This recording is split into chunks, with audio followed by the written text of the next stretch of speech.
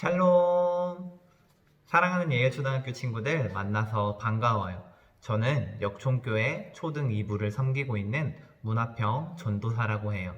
네, 우리 친구들 만나 뵙게 돼서 너무 반가워요. 물론 영상으로 우리 친구들을 만나게 되는 거라서 전도사님은 우리 친구들의 얼굴을 모르지만 만약 우리 친구들이 학교 근처에서 전도사님을 보고 문화평 전도사님 아니에요? 하고 말해보는 친구가 있다면 전도사님이 햄버거라도 사주도록 할게요. 네, 좋아요. 그럼 우리 다 같이 성경 말씀 읽어보고 말씀 들어보도록 할까요? 우리 함께 읽을 말씀은 요한복음 20장 21절 말씀 한 절이에요. 화면을 보면서 큰 목소리로 한번 읽어보도록 할 텐데 우리 친구들 함께 같이 잘 읽어줄 수 있겠죠? 한번 읽어보도록 하겠습니다. 시작!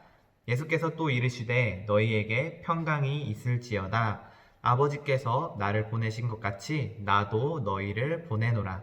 요한복음 20장 21절 말씀. 아멘. 지난 한 주는 예수님께서 우리의 죄를 용서해 주시기 위해 십자가에 달리신 고난 주간이었어요. 우리 주님께서는 이렇게 돌아가시고 새드 엔딩으로 끝나는 분이셨을까요? 네, 아니죠. 그렇기 때문에 우리가 지금 부활절 설교를 듣고 있는 거예요. 성경 말씀 고린도전서 15장 17절은 이렇게 말해요.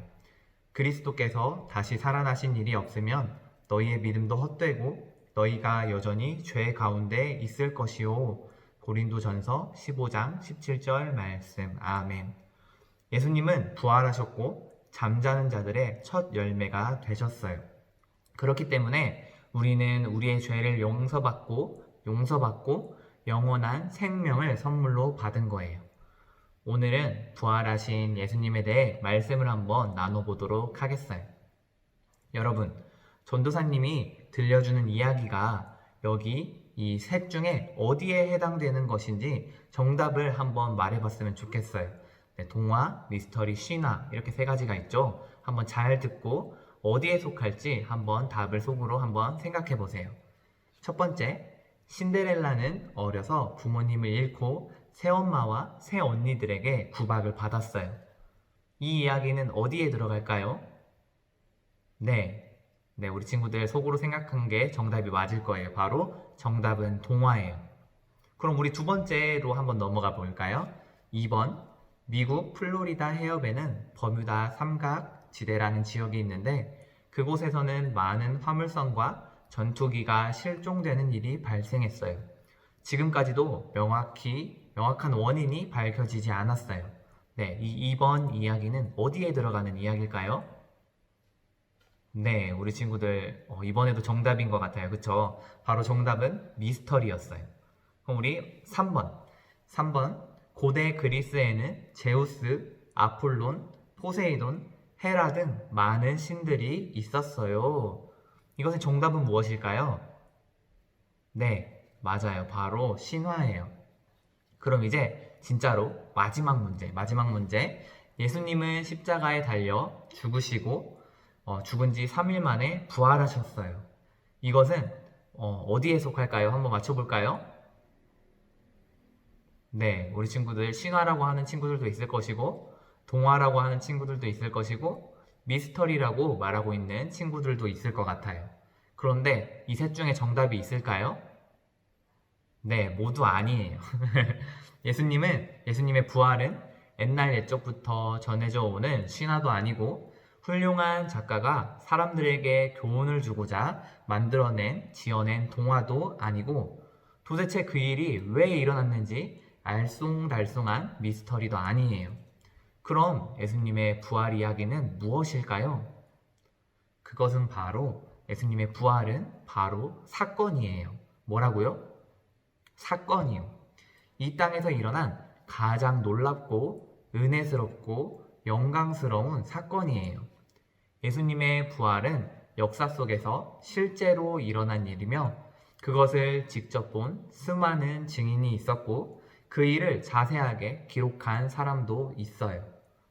예수님의 부활은 도대체 왜, 어떻게 그런 일이 일어났는지 알 수 없는 미스터리와는 달라요. 그러나 지금도 많은 사람들이 예수님의 부활을 신화나 동화, 미스터리처럼 생각해요. 왜 그럴까요? 죽었다가 다시 살아나는 것은 사람의 힘으로는 불가능하기 때문이에요. 그래서 많은 사람들이 예수님의 부활을 믿는 기독교인들을 이해할 수 없다는 그런 눈빛으로 바라봐요.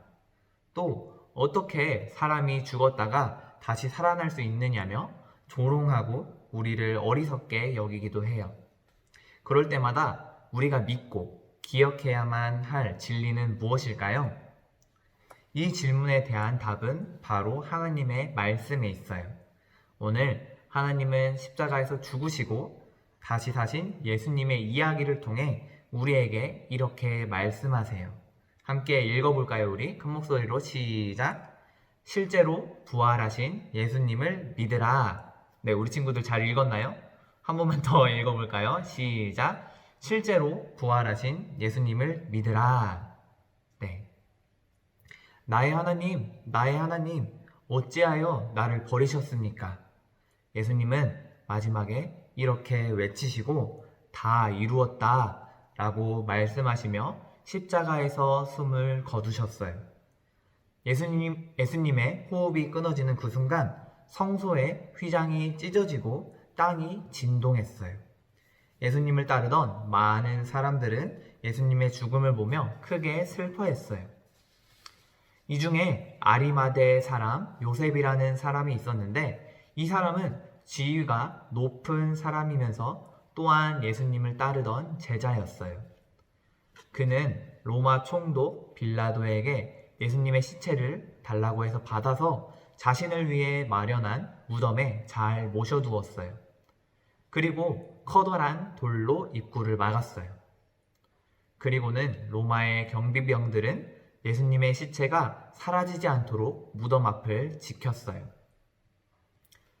그런데 예수님이 십자가에 달려 죽으신 지 사흘째 되는 날이었어요. 우리 친구들, 사흘은 3일이라는 말이에요. 갑자기 지진이 나고 하늘에서 흰 옷을 입은 천사가 내려와서 무덤 돌문을 굴려냈어요. 그곳을 지키던 경비병들은 두려운 나머지 죽은 사람처럼 굳어버렸어요. 그때 마침 예수님을 사랑하는 여인들이 그곳에 도착했어요. 천사는 이 여자들에게 이렇게 말했어요. 두려워 말라. 너희가 예수님을 찾는 줄을 내가 안다. 그분은 말씀하셨던 그대로 다시 살아나셔서 갈릴리로 가셨으니 빨리 가서 제자들에게 이 소식을 전하여라. 이러한 천사의 말을 들은 여인들은 무서우면서도 예수님이 부활하셨다는 그 말이 매우 기뻤어요. 그리고는 이 기쁜 소식을 제자들에게 전하기 위해 달려갔어요. 그때 누군가 그들 앞에 나타났어요. 그분은 바로 부활하신 예수님이셨어요. 평안하느냐? 그러한 예수님의 말씀에 그들은 예수님의 발을 붙잡고 경배했어요. 두려워하지 말라. 가서 나의 제자들에게 갈릴리로 가라고 전해라. 그곳에서 나를 볼 수 있을 것이다. 부활하신 예수님은 여인들 앞에 나타나셨어요. 여인들은 부활하신 예수님을 직접 보고 또 그분의 말씀을 들었어요. 그로 인해 크게 기뻐했지요. 예수님의 부활하신다는 소식을 들은 11명의 제자들도 갈릴리로 달려갔어요. 그들 역시 예수님을 보고 매우 놀랐어요. 제자들이 얼마나 놀랐는지 성경 말씀 누가복음 24장 37절은 이 장면을 이렇게 표현하고 있어요. 그들이 놀라고 무서워하여 그 보는 것을 영으로 생각하는지라. 쉬운 성경으로 보면 제자들은 예수님이 유령인 줄 알았다고 이야기하고 있는 거예요. 십자가에서 죽은 예수님이 부활하셨다는 사실이 너무나도 놀라워 그분을 눈으로 보면서도 완전히 믿지 못하는 제자들도 있었어요. 예수님께서는 그런 제자들에게 손과 못자국 난 옆구리를 보이셨어요. 그리고 자신의 육체를 만져보게도 해주셨어요. 예수님께서는 이렇게 자신이 살아나신 증거를 보여주신 것이었죠. 예수님은 믿기 힘들어하는 그들을 위로하며 그들에게도 믿음을 주셨어요. 또 예수님은 제자들과 함께 식사도 하고 말씀을 들려주시며 제자들은 크게 기뻐했어요. 제자들이 다시 살아나신 예수님을 보고 기뻐했지만 아직도 어안이 벙벙해서 이게 꿈인가? 이게 생신가? 어쩔 줄 모르는 마음을 가지고 있었을 거예요. 그러한 제자들의 마음을 아시고 주님은 이렇게 말씀해 주셨어요. 너희에게 평강이 있을지어다. 아버지께서 나를 보내신 것 같이 나도 너희를 보내노라. 그리고는 이렇게 덧붙이셨어요. 너희는 성령을 받으라.